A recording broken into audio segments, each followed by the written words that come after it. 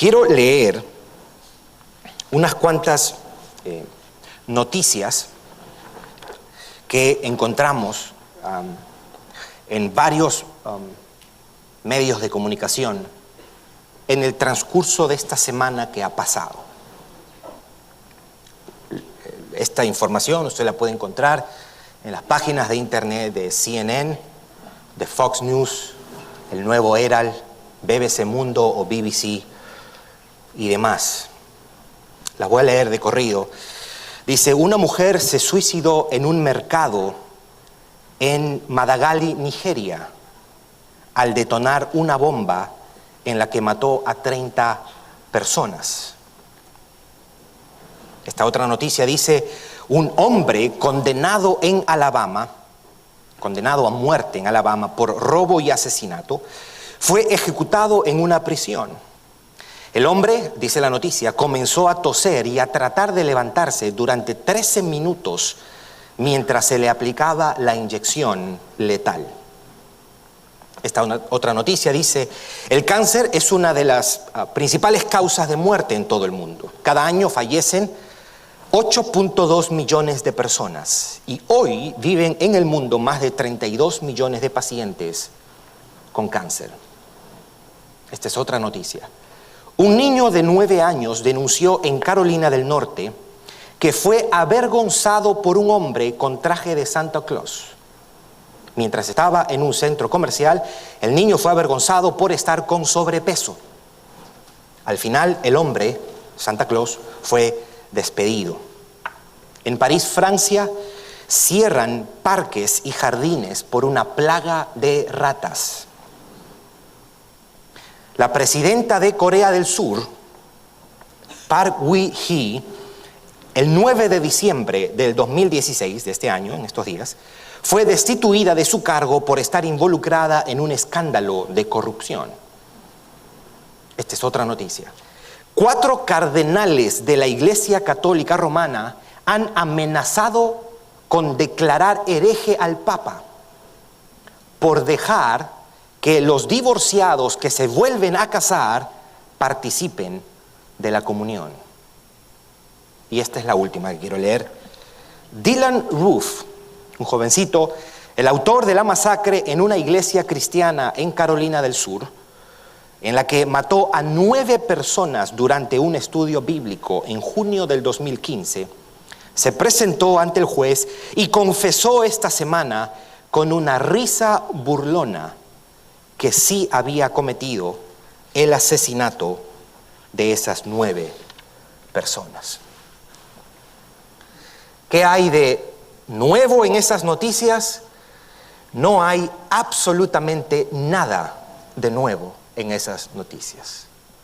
El mal es una realidad con la que tenemos que lidiar todos los días de nuestra existencia. Las guerras, la corrupción, el hambre, la enfermedad, los pleitos y demás cuestiones. Es una realidad que el hombre ha tenido que enfrentar y lidiar durante toda su vida y durante todo el curso de la humanidad.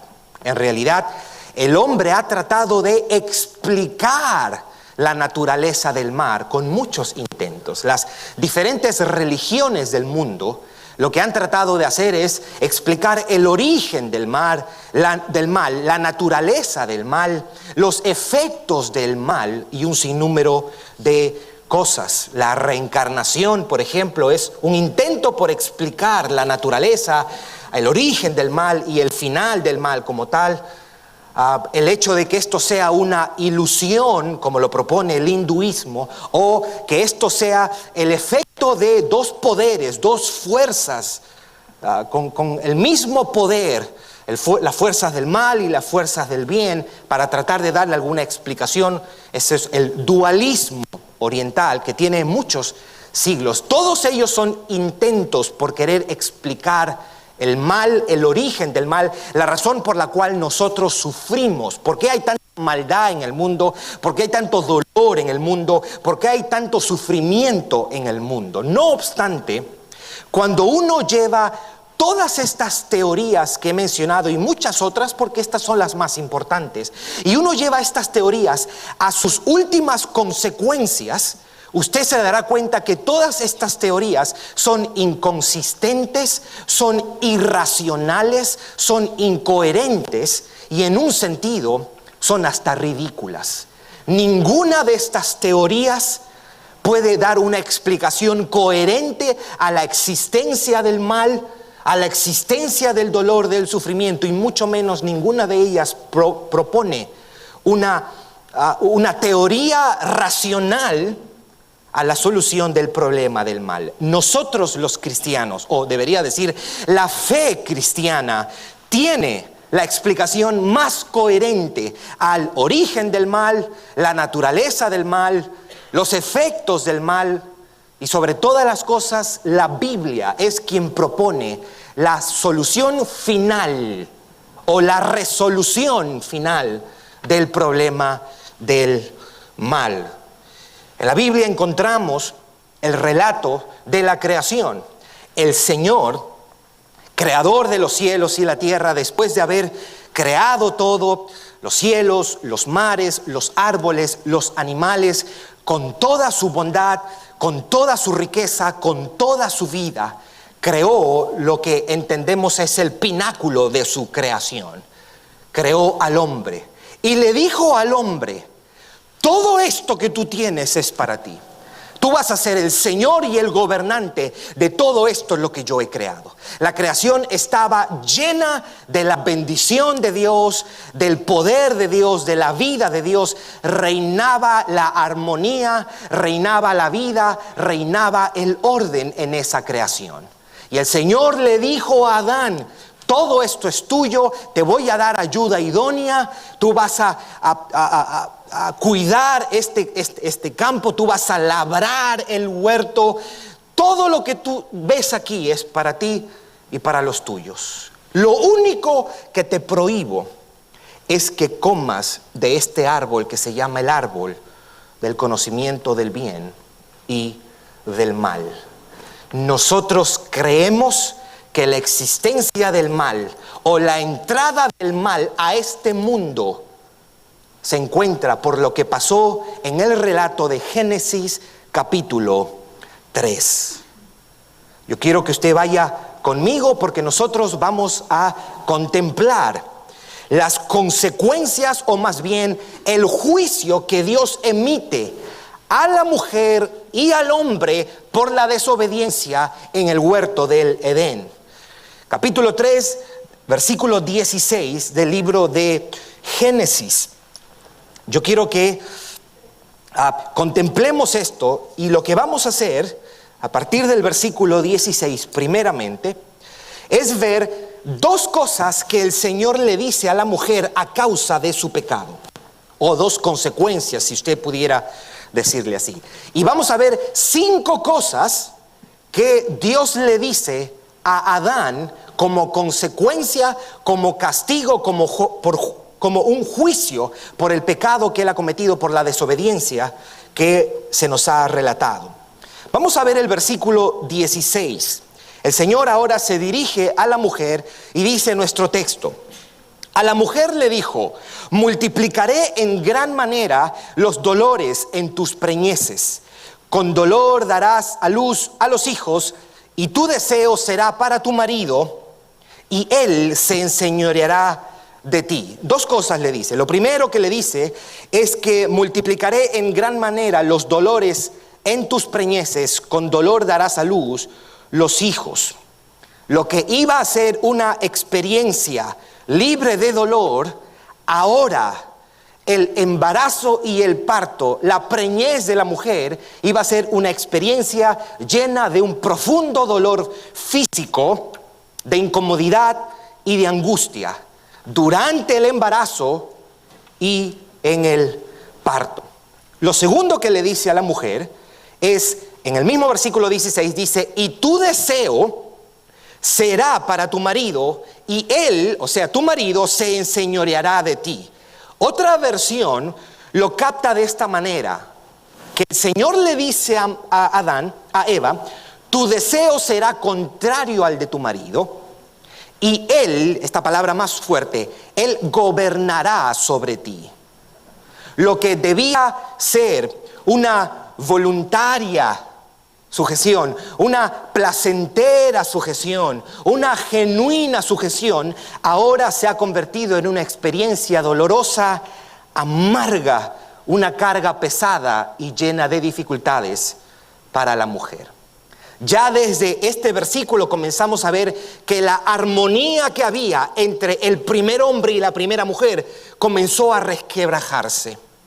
Es por eso que esa consecuencia del pecado, en un sentido, lo vemos materializado en el próximo capítulo del libro de la Biblia, que es Génesis 4, donde nos relata el primer asesinato, Caín matando a su hermano Abel. Santiago escribía años más adelante y él decía y preguntaba, ¿de dónde vienen las guerras? ¿O de dónde vienen los pleitos entre vosotros? Y él mismo responde y dice, haciendo una pregunta casi retórica, ¿no es de vuestras pasiones? En otras palabras, la raíz por la cual tenemos conflictos entre nosotros es porque hay algo dentro de nosotros a causa del pecado que nos predispone a pelear y a tener tensión en las relaciones interpersonales. No es de vuestras pasiones las cuales combaten en vuestros miembros. Tomando en cuenta este versículo solamente, vemos que hay un nuevo estado de cosas. La creación perfecta, llena de vida, de la bendición de Dios, de la armonía, del orden, ahora tiene dolor físico, dolor emocional, pleitos, rencillas, conflictos en las relaciones humanas. La creación original no tenía esto.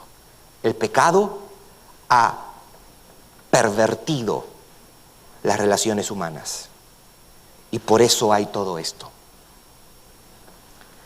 Al hombre le dice 5 cosas a partir del versículo 17. Vamos a leer esos 3 versículos, 17, 18 y 19, y después vamos viendo uno por uno cómo eso implica o impacta. Versículo 17, y al hombre dijo, por cuanto obedeciste a la voz de tu mujer y comiste del árbol que te mandé diciendo, no comerás de él, maldita será la tierra por tu causa. Con dolor comerás de ella todos los días de tu vida. Versículo 18, espinos y cardos te producirá y comerás plantas del campo. Versículo 19, con el sudor de tu rostro comerás el pan hasta que vuelvas a la tierra, porque de ella fuiste tomado, pues polvo eres y al polvo volverás. Lo primero que le dice en versículo 17 es, maldita será la tierra por tu causa. La tierra, que era un lugar lleno de vida, un lugar fructífero, ahora se ha convertido en un lugar maldito, infértil, estéril. Y esto debe incluir todo lo que era la tierra como tal. Las montañas, los mares, los ríos, los árboles, la creación inanimada y la creación animada, todo quedó afectado por la desobediencia del hombre. La creación ha quedado cautiva, ha quedado sometida por los efectos del pecado. Pablo lo decía, que la creación se encuentra en esclavitud de corrupción. En Romanos capítulo 8, versículo 21 y 22 dice, la creación entera gime a una. Y escuche lo que dice, él es gráfico para describir cómo está sufriendo la creación ahora, y a una está con dolores de parto hasta ahora. Eso es lo primero que le dice, maldita será la tierra por tu causa. Lo segundo que le dice está en el mismo versículo 17, con dolor comerás de ella todos los días de tu vida. Que quede claro que el trabajo no es una maldición. El trabajo estaba ya establecido en Génesis 2, pero la forma, el precio que tenía que pagar, eso es parte de la maldición en el trabajo. Lo que iba a ser una experiencia gratificante, libre de frustraciones y de amargura, ahora se ha convertido en una experiencia llena de dolor, de frustración y de amargura. Eso implica el trabajo y todas las otras experiencias de la vida humana. Número 1 le dice, la tierra será maldita. Número 2, con dolor Adán comerás. Eso implica que antes no había dolor para el trabajo. O lo tercero que le dice en el versículo 18, espinos y cardos, estos son plantas espinosas, cardos, abrojos, te producirá. En otras palabras, la tierra que antes estaba supuesto a producir todo bien, ahora va a producir espinos y cardos, y comerás plantas del campo. El pecado ha afectado el orden de la creación. Esto no era parte de la creación original de Dios. Todo ha quedado afectado. Lo que el mundo le llama desastres naturales, o las obras o los actos de la madre naturaleza, en realidad deberíamos llamarle los justos efectos del pecado del hombre, las justas consecuencias de la desobediencia del hombre.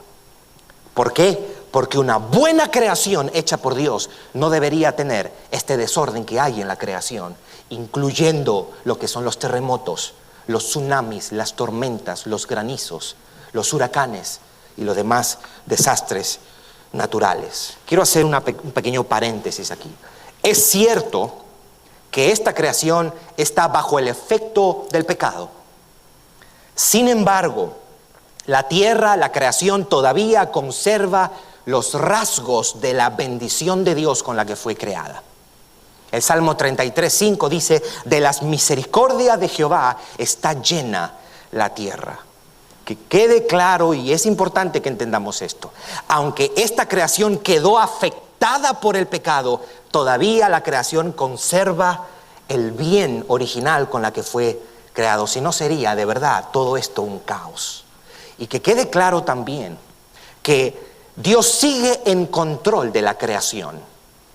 Dios sigue cuidando la creación. Y la razón por la cual lo hace es porque es su creación todavía. Dios cuida su creación, Dios controla su creación, Dios sigue siendo soberano sobre su creación. Y lo más glorioso es que las Escrituras nos han prometido de que un día Dios va a restaurar su creación en lo que los escritores de la Biblia llaman los cielos nuevos y la tierra nueva. Isaías 65, Apocalipsis capítulo 21, Segunda de Pedro capítulo 3 y el mismo Romanos capítulo 8 nos habla que un día Dios va a hacer todo esto nuevo. ¿Por qué? Porque aunque quedó afectada por el pecado, corrompida por el pecado, esclavizada por el pecado, sigue siendo la creación de Dios, y parte de la redención incluye a la creación en la que vivimos.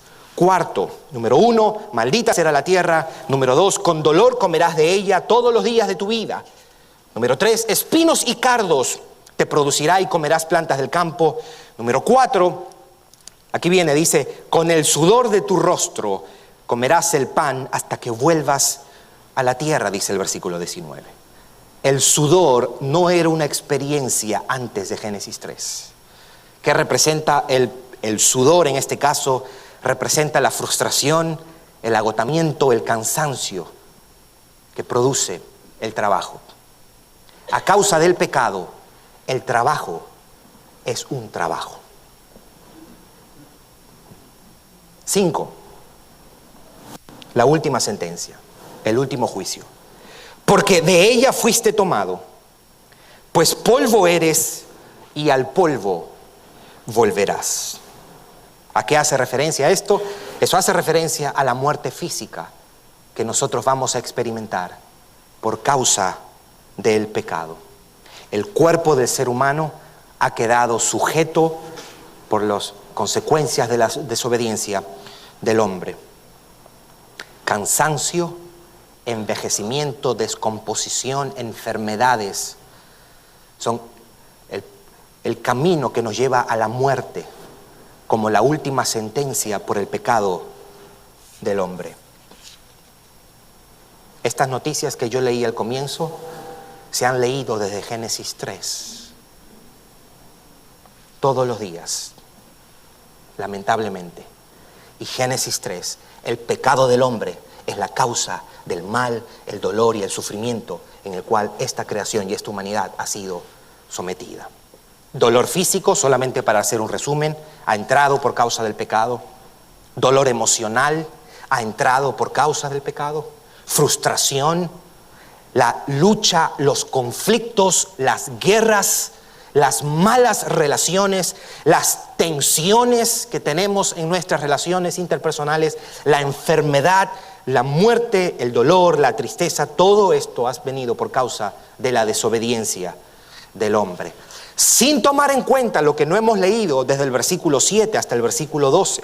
El versículo 7 dice que él, Adán y Eva, se cubrieron con hojas. El versículo 8, que él se escondió de Dios. El versículo 10, que tuvo miedo a Dios. El versículo 12, que se justificó delante de Dios porque le dijo a la mujer, ella fue que me dio. Él no asumió su culpa. Y después, en ese mismo versículo 12, culpó a Dios porque dijo, la verdad, comí porque la mujer que tú me diste. Esa es la postura, la actitud de alguien que ha sido afectado por el pecado. El hombre ha quedado culpable delante de Dios y el hombre se ha hecho un cadáver espiritual. El hombre no entiende el estado en el que ha caído, a menos que la gracia de Dios le ilumine. Así estaba el mundo. Así sigue el mundo. Pero Dios, en su gracia y su misericordia, en ese mismo lugar empezó a demostrar eso mismo, su gracia y su misericordia. Quiero llamar tu atención a 3 razones o 3 maneras como vemos que la gracia de Dios se hizo presente aún desde el momento que el hombre le falló a Dios. Lo primero que nos muestra a nosotros que Dios tuvo gracia con el hombre es que Dios no ejecutó su sentencia final inmediatamente. Dios le había dicho, te vas a morir, y en verdad el hombre murió espiritualmente. Pero como diría Herman Bavinck, un teólogo holandés, el castigo por el pecado no fue administrado inmediatamente después de la caída. Ni siquiera entra completamente en efecto ahora, sino hasta el día del juicio final. Dios mostró su gracia y su misericordia al no ejecutar su sentencia final inmediatamente en Génesis 3. La segunda razón por la cual podemos decir que Dios comenzó a demostrar su gracia para con el hombre, es que dice la Biblia que Dios fue quien se acercó al hombre. La Biblia dice en el versículo 8 y 9 de que Jehová Dios se paseaba en el huerto al aire del día, y el hombre y su mujer se escondieron de la presencia de Jehová entre los árboles del huerto. Mas Jehová Dios llamó al hombre y le dijo, ya le había dicho anteriormente, has comido, o más bien después, le dice, has comido del árbol que te dije que no comieras, y le pregunta aquí, ¿dónde tú estás? Es Dios el ofendido acercándose a su ofensor. Eso es gracia, mis hermanos.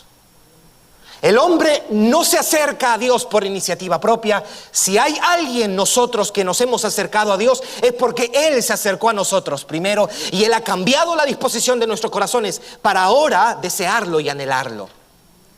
Pero la gracia de Dios se manifestó desde aquí porque Él se acercó. Ahora, que quede claro que Dios no le estaba haciendo una pregunta de ¿has comido del árbol que te dije que no comieras? Dios no estaba tratando de obtener información. Dios estaba tratando de obtener una confesión del hombre. Lo que Dios estaba buscando era procurar un arrepentimiento. Que el hombre dijera, sí, yo he comido, yo he pecado, perdóname.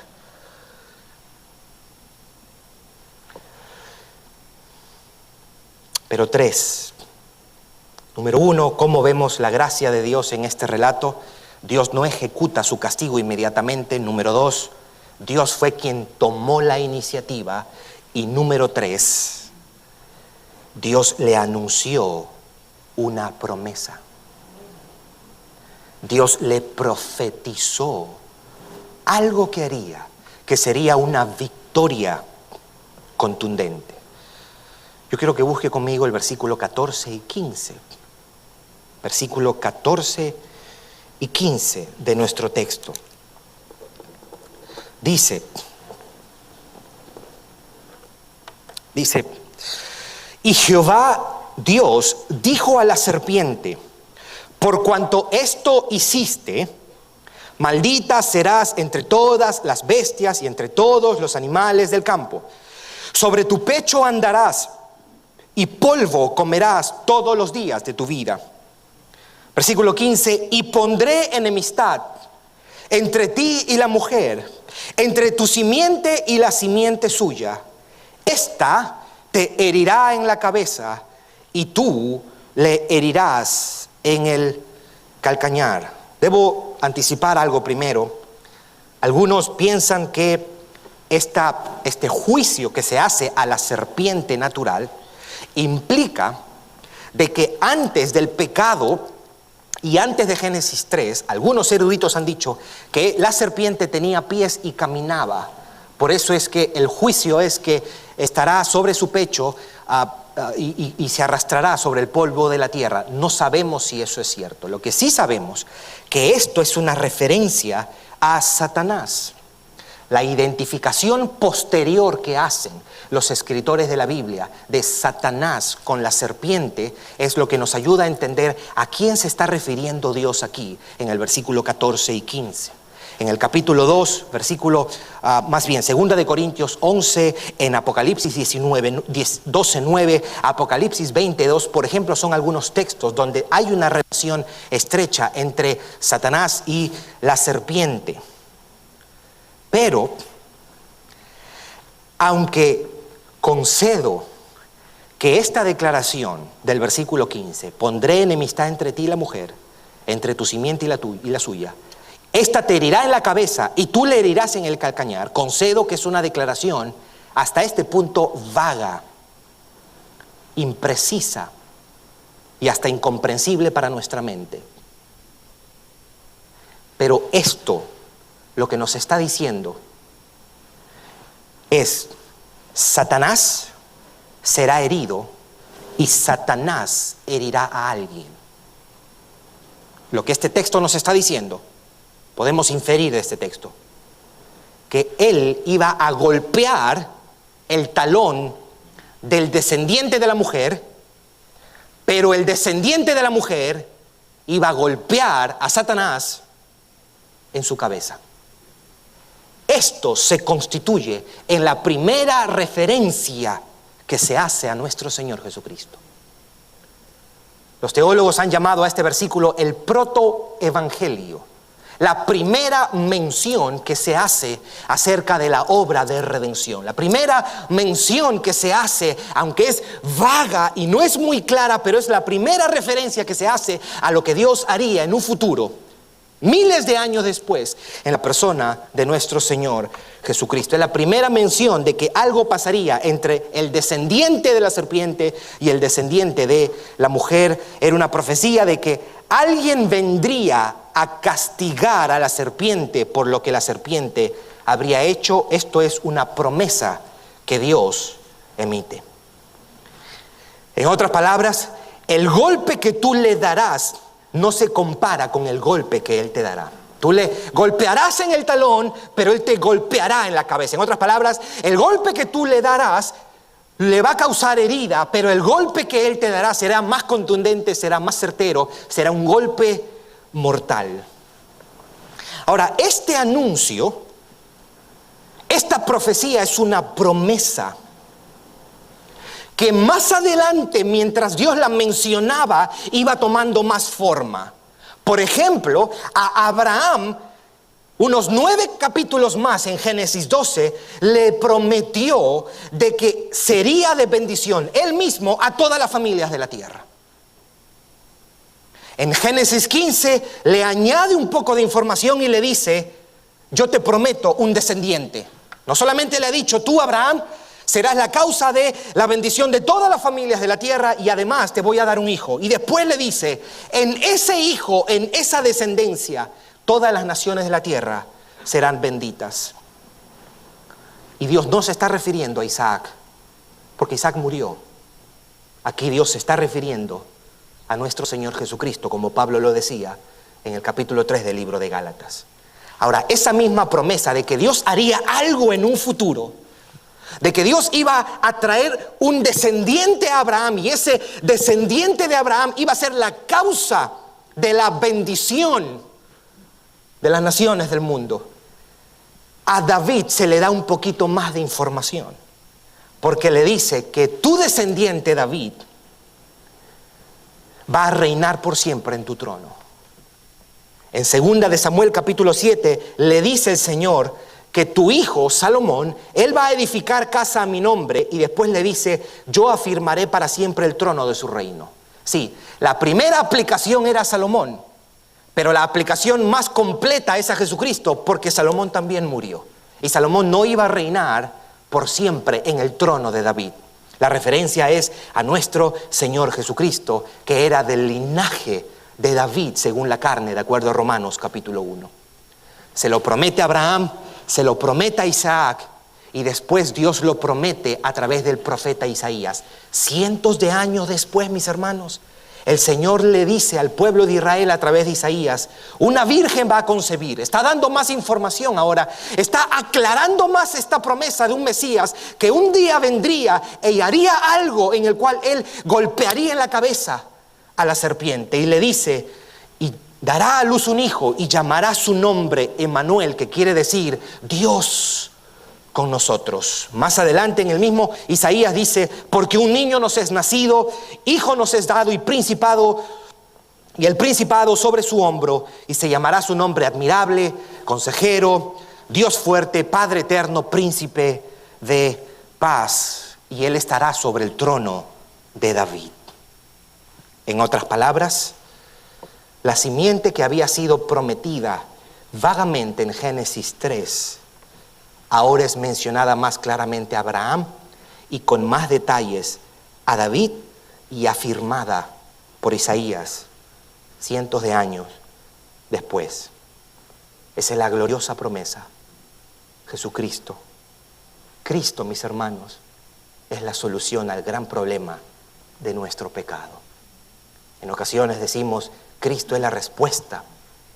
Deberíamos preguntar, ¿y cuál es la pregunta para la respuesta? Es el pecado, mis hermanos, la maldad que ha entrado a este mundo. Al Él enviar a su Hijo Jesucristo, ha provisto un camino para nosotros reconciliarnos con nuestro Creador. Quiero citar cómo Matthew Henry, un comentarista puritano del siglo XVII, hablando acerca de cómo Jesús cumple o es la provisión para todas las maldiciones proferidas en Génesis 3. Escuche lo que él dice. ¿Entraron con el pecado dolores de parto? Él dice, leemos en Isaías de la aflicción del alma y que fue varón de dolores. ¿Llegó con el pecado la sujeción? Cristo fue puesto bajo la ley. ¿Llegó con el pecado la maldición? Cristo fue hecho por nosotros maldición. Murió de una muerte maldita. ¿Entraron con el pecado las espinas? Él fue coronado de espinas por nosotros. ¿Entró con el pecado el sudor? Pues Él sudó por nosotros grandes gotas de sangre. ¿Vino con el pecado el dolor? Él fue varón de dolores. ¿Entró con el pecado la muerte? Él se hizo obediente hasta la muerte, y muerte de cruz. Y preste atención cómo termina él esta parte. Así, el vendaje curativo resulta más ancho todavía que la herida producida por el pecado. Bendito sea el nombre de nuestro Señor Jesucristo.